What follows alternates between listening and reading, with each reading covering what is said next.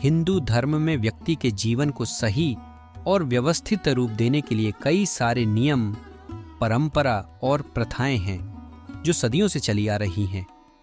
कुछ प्रथाएं ऐसी हैं जिनके बारे में लोग जानना नहीं चाहते, सिर्फ पीढ़ी दर पीढ़ी उसे फॉलो करते आ रहे हैं।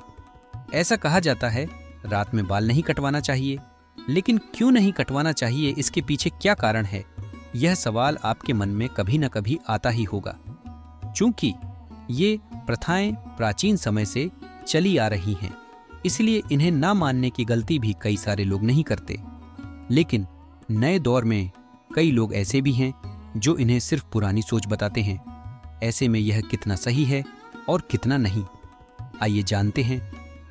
हिंदू धर्म में सूर्योदय और सूर्यास्त का काफी महत्व है और दिन का समय यानी कि प्रकाश के दौरान किसी भी कार्य को करने के लिए सबसे अच्छा समय माना जाता है।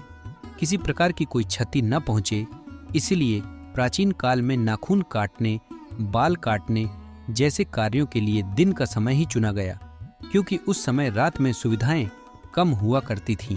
इसलिए कहा जा सकता है कि रात के समय में बाल न कटवाना एक व्यवहारिक कारण रहा हो, लेकिन धीरे धीरे इसने एक प्रथा का रूप ले लिया।